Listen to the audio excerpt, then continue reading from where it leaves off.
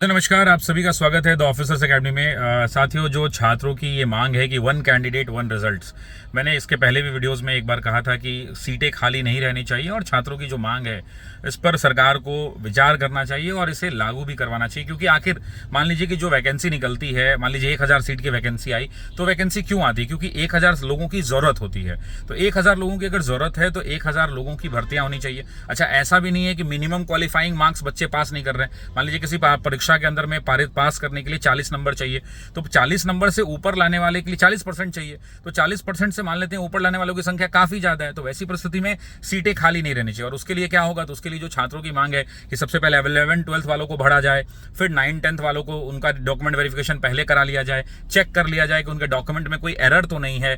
मान लीजिए उनके कोई डॉक्यूमेंट में एरर है तो उनको नौकरी बाद में निकाला जाएगा। इससे बढ़िया है कि उनको पहले ही हटा दिया जाए, ताकि जो योग्य लोग हैं उनसे थोड़ा नंबर हो सकता है उनके कम हो, लेकिन उनके डॉक्यूमेंट सही हैं, योग्य लोग हैं, उस लिस्ट में आ जाते हैं, तो उनको नौकरी मिल सकती है।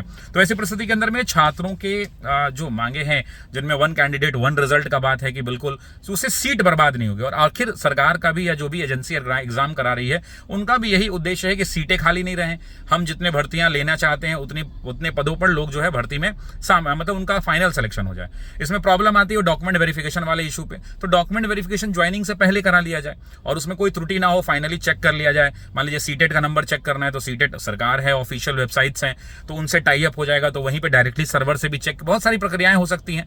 तो इसमें बहुत सारे अपडेशन की आवश्यकता पड़ेगी। हम मान लेते हैं कि बच्चे जो है इंतजार कर लेंगे कुछ दिन, एक हफ्ता, 15 दिन, एक महीना रुक जाएंगे, रिजल्ट थोड़ा लेट ही आए, लेकिन ऐसे तरीके से उसको उसमें टेक्निकल जो ग्लिचेस हैं उनको इस हिसाब से दूर कर लिया जाए, ताकि जो छात्रों की जो एक मांग है, बहुत उचित मांग है कि कोई भी सीट खाली नहीं रहे। आखिर बिहार एक ऐसा प्रदेश है जहां पे सबसे ज्यादा वैकेंसी आ रही है, लाखों लाखों की संख्या में बिहार के अंदर में वैकेंसी आ रही है।